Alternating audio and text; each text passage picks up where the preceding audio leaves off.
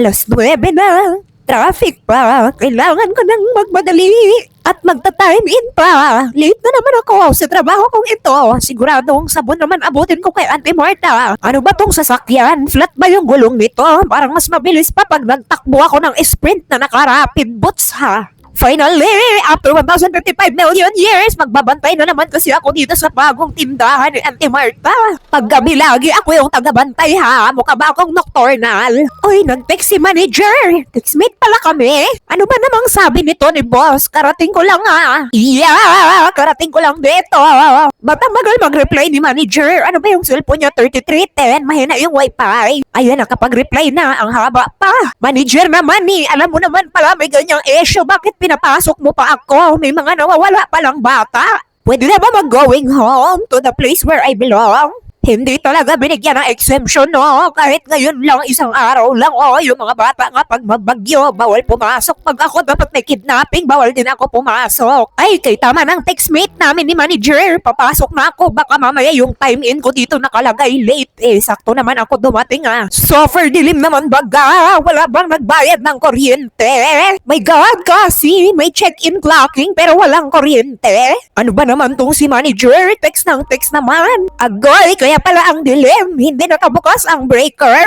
Kailangan ko pang buksan sa labas. Kasabi nga lang kanina may mga batang nawawala. Ngayon kailangan ko pang lumabas. Manager naman, nandito na ako sa loob Palalabasin mo pa ako. Kapag talaga nakaabang yung nangunguha ng bata dito na naka-van na white buti na lang walang tao. Bilisan lang natin para makabalik agad ako. Ayan, gumana na. Wala pala kaming signboard na umielaw-elaw kanina. Ayan, nagliwanag na yung burger shack. Bilisan natin maglaog na tayo sa loob kasi baka mamaya may sumulpot ditong aswang. Maging hapunan ako ng aswang. Tignan ko muna yung instructions paano ako magtinda kasi nakalimutan ko na. Ang tagal ko na palang hindi nagbantay ng tindahan, no? So meron kaming mga burger na paninda. Yung burger lang, cheeseburger at deluxe burger. Okay. Madali lang naman pala lutuin yung buns, yung burger na patty, yung cheese, tsaka tomato. Pero depende sa order. Ayun na, may unang first customer na tayo. Hello there, young person. Good evening, ma'am. What is your ordering?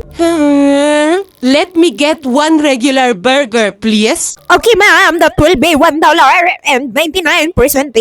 Ay, wait lang po, mama. I-depositation ko lang po yung payment nyo kasi po baka mamaya lipa rin ang hangin Bakit naman dito yung cash registration? Mamaya, damputin na lang to dito. May uwi pa. Di wala na sayang yung pagbantay ko. Wala akong masuldo. O, ayan, magluluto na ako. Normal burger lang yung order niya. Sige, kunin ko muna dun sa kusina yung ingredients. Kailangan ko lang ng patty. Tsaka yung bun. Nandito ba yung bun? Ay, wala yata dito Pati lang yung meron O sige, baka nasa labas yung bun, no? Wala talagang bun dyan. Baka nakipag-hide and seeking yung buns Ay, ang daming soft drinks. O sige, prituhin ko muna to para mabilis yung order. Baka mainip yung customer. O ayan, balikan ko na lang yan siya kapag luto na. Tapos, ito pala yung burger buns. Ayan, luto na yung patty. Ala, nasunog yata siya overcooking. Hindi naman niya mapansin. Ay, ala, naapakan ko yung preparation area. Ito, burger. Ayan, madali lang palang mabuo. Ayan, ang bilis ko lang na-prepare. Hala, kay walang balot to. Wala tayong plastic.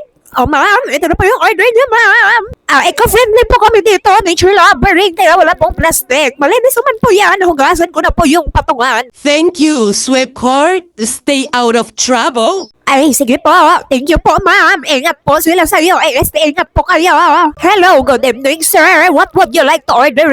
I just got done at the office. I'm starving. I want a cheeseburger and a soda as well. Make it snappy. I got to get home to my wife. No problem, sir. That will be $3. 0.99%, please. Kala ko ba gabi na? Ba't nandito pa yung araw? Nag-order pa ng burger, Kay bilisan na nga natin, baka mag-init pa yung ulo na ni sir. Mamaya bigyan kami ng negative reviewing. Kailangan nyo lang ng beef patties at saka ng cheese daw, diba? Kasi cheeseburger. Bibilisan ko na. Ayan na, orasan nyo. Wala pa tong 1 minute. Ay, kay umabot ng 1 minute na. Pero kasi wala pa siyang 2 minutes. Less than 2 minutes. Super bilis ko ng kumilos, sir. Cheeseburger, diba? Hala, kinusunog naman to.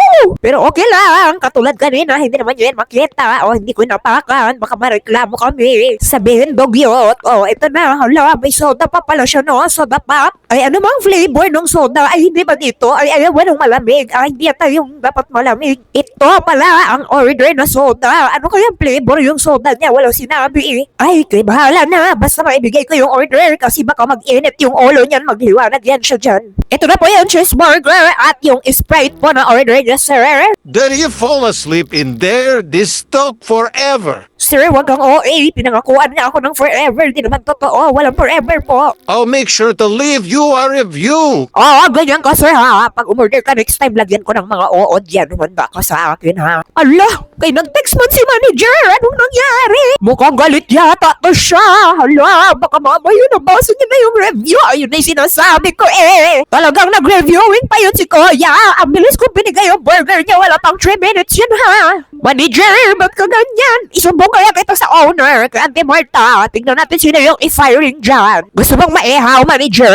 Don't try me. Duh, like, di ko naman binigyan ng poor servicing yung customer. Siya yung pouring, hindi ako yung pour. Anong customer is always writing. Minsan sa left sila pumupunta, no? Huwag kang decision manager. Kita mo, chinichismis mo ako, tapos sabihin mo, bumalik na ako sa work. Tigilan ko na yung kakasilpon. Huwag ka text ng text, manager. Uy, ano yun? Kayo may akyat bahay ba? Hello? Asan ka? Grabing makakatok naman yun. Parang ginigiba na yung pinto, ah. Hello? Sino ang order dyan? Kay bakit mo nakaabot sa likuran? Dito yung tindahan sa harapan ni. Saan ba yung likod na yan? Dyan ka ba? Sino kasing may sabing pwede kayong mag-order dyan sa likod? Hindi kami nagde-deliver ng gabi, no? Shopee ba yan? Ala! Lastik Man! Ikaw ba yan? Bakit nandito ka, Lastik Man? Nagulat ako! Halos atakihin ako sa hearting! Hello? Ano po yun? There you are. Sino po kayo? Ano pong ginagawa niyo po dito, ma'am? I've been calling for you out here. Don't you remember me? Ay, hindi ko po kayo kilala. Oh, yes, you do. I'm your grandmother, sweetie. Ma'am, tigilan niyo ako. Hindi ko kayo lola. Kailangan kong magtrabaho. Wala po akong oras para sa mga joke timing niyo. Isarado ko na ang pinto. You're just as stubborn as other kids. Ha? Ano pong sabi niyo? Bakit nagagalit kayo? Ala, ante! Anong sabi mo, ante? Ante! Bumalik ka! Hindi ko narinig yung sabi mo! Saan ka pupunta, ante? Oops! Nag-message si Connor! Ano ba to siya? Best friend ko ba to? Ah, chika pala about sa balita. Akala ko may dala siyang chismis eh. Hindi ko alam kung ano yung balita na yun na sinasabi ni Connor kasi nga diba may bumisita dito nagpanggap na lola ko pa. Ay, anong meron sa balita? Good news ba yan? Nahuli na ba? O nakulong na ba yung mga nagkupit dun sa flood controlling? Ay, iba yung issue niya about pala sa batang nawawala. Akala ko yung mga flood controlling yung issue niya. Hindi pala alam ni Connor yun. Ah, sige, mag-watching muna tayo ng TV para malaman natin ano ba yung breaking news. This is your local news station, reporting live to inform you about a local missing person report. The missing person is an elderly woman by the name of Edna Hargrove. She was declared missing after staff at the retirement home she resides in noticed she was gone. Hala! Kaya ito yun siya kanina si Lastik Man na nakadilaw, diba? Siya yung kumatok kanina nagpanggap na lola ko! Auntie Edna pala yung pangalan niya. At least alam ko na. Ay, may customer na pala. Panay pa kasi ako nood ng TV. Hello, sir. Good evening. What is your ordering? Uy, parang familiar to siya. I haven't seen you here before, and I know are the night shift workers here. Bagong brand new pa lang po kasi akong nagtrabaho ng panggabi. Ito po yung unang gabi ko ngayon. At ito na rin po siguro yung huli. I see. Well, I guess we'll see how long you last. Anyways, I'd like to order 15 deluxe burgers, please. Sir, nakita mo tong cash registration? Di ba bilog yung ulo mo? Baka gusto mong maging square. Hey, just kidding. Alam ko pong kalbo kayo, pero hindi po nakakatawa yung joke nyo. I want a deluxe burger. No drink. Hey. Okay, sir, that will be $3 and 49%. Parang naalala ko talaga to siya eh. Galing to dati dun sa ibang mga trabaho ko. Pag nagtrabaho ako ng gabi, lagi tong present mo. Lagi ding pula yung damit niya. Uniform kaya yung suot niya. Nung huling nagkita kami niyan, pula rin yung damit niyan eh. Tapos hindi talaga yata humahaba yung buhok niya kasi nung huling kita ko din yan, kalbo din yan siya. Buti na lang ang bilis ko ng mag-preparation. Ito na po yung deluxe burger niyo, sir. Enjoy eating! Ay, si officer, bakit napadalaw to siya dito? Ay, baka lunch break niya to siya. Tapos mag-order siya ng midnight snacking, no? Hello, good evening, officer. How can I helping you? Good evening, Iha. Napadaan lang ako dito sa area para makita ko kung okay lang ba ang lahat. Nakita mo na ba ang balita? Patungkol sa nawawalang ale, pati na rin ang mga nawawalang bata? Opo naman, officer. Napanood ko sa officer. Sa likod niya po, officer. Sa likod niya. Step ka ba, officer? Pati ka lumingon. Hindi mo nakita na sa likod niyo si Auntie Edna, officer. Tumaan na, officer. Tumalikod ka kasi. Officer, hindi ako si San Goku. Pero baka mag-super saiyan na ako dito, officer. Nandun na sa likod mo, tumaan na kanina, officer.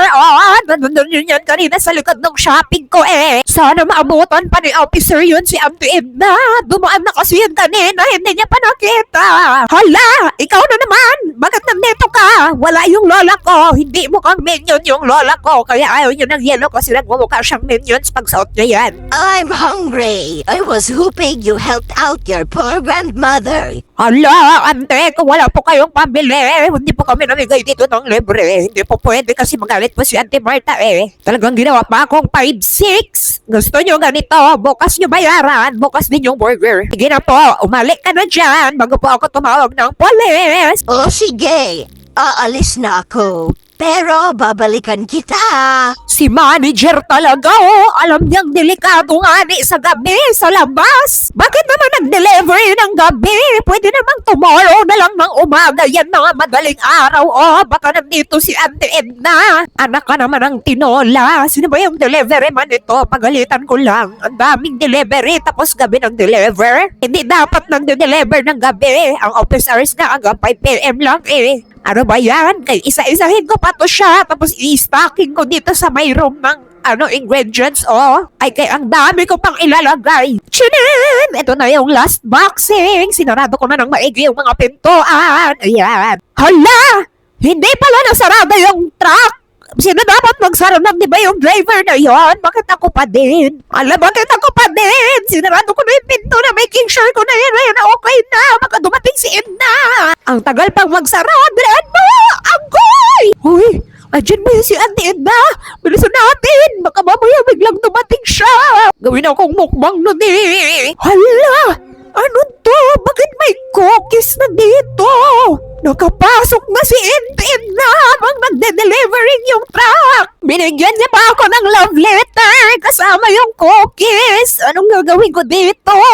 Hala, baka mamaya gawa sa bata tong cookies niya. I-texting mate ko muna si Connor. Kailangan kong mag-updating sa kanya na I'm freaking out right now. Hello, Connor. Gising pa kaya siya? Baka sleeping beauty na to. Ay, buti lang kayo nag-reply. Connor, nandito yung matanda. Galing siya dito si Auntie Edna na natin ng cookies. Ay, buti na lang pupunta dito si Connor. Kailangan ko ng kasama.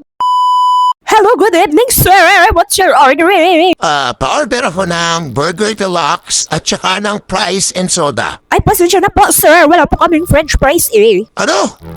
Burger shop kayo ah? Tapos wala kayong fries? Anong klaseng kalokohan to? Sige, Burger Deluxe na lang at saka soda. Okay, sir. That will be $4.49. Obvious namang nakalagay dun, Burger Shack. Hindi naman Fries Shack. Nagreklamo pa siya. Gusto pala ng french fries. Eh di sana dun sa potato corner bumili, diba? Tapos parang kasalanan ko pa na hindi kami makapag-providing ng french fries. Like, hello, hindi kami Jollibee or McDo. Burger Shack nga, diba? Ito na po yung soda and your Burger Deluxe. Ayan, order is complete, sir. Enjoy eating. Oh, finally! Andito na si Connor. Wow, mukha siyang artista. Hoy, akala ko si Connor yung pupunta. Bakit kamukha niya si Sanji? Okay naman ako, Connor. Buti na lang you arriving na. I'm so afraid eh. Auntie Edna is scaring me. Ayan, nandito na yung knight in shining, shimmering, splendid armor ko. So, dapat hindi na tayo matakot, no? Hindi ko pa siya ulit nakita, Connor. Simula nung kanina pa, hindi na siya ulit nagbalik. Dapat kasi talaga hindi ko na sinunod yan si manager na pumasok ako dito kahit night shifting eh. Kasi super scary at delikado talaga dito, di ba, Connor? Kaya buti na lang din nagpunta ka dito at mag-text me tayo. Connor, pumasok ka kaya dito. Tulungan mo na lang kaya ako magbenta na. Connor! Sa likod mo! You guys will be a great addition to my next recipe. Stay right there. You're next. Oh no, I'm panicking right now. Like, hello, kailangan ko na mag-hiding, hide and seeking. Akala ko magiging tindera lang ako sa gabi. Bakit naging hide and seeking to? Dito muna ako sa ref magtago. Magpalamig na rin muna ako dito so na hindi siya sumilip dito. Ayun na si Auntie Edna. Huwag tayo maingay. May hawak pa siya sa kamay. Baka bigla niya tayong makita at mag-attend na lang din tayo ng lamay. I thinking, umalis na siya. So, kailangan ko nang makapunta sa car ko para makauwi na tayo. Makaalis na tayo dito.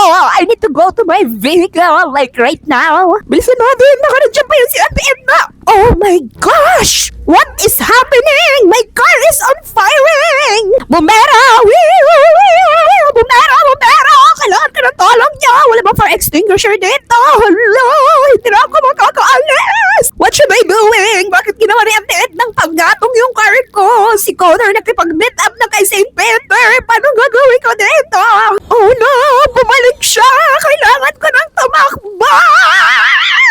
Huwag kasi Auntie Edna! Hindi ako masarap pang sahog doon sa cookies mo! Parang awa mo naman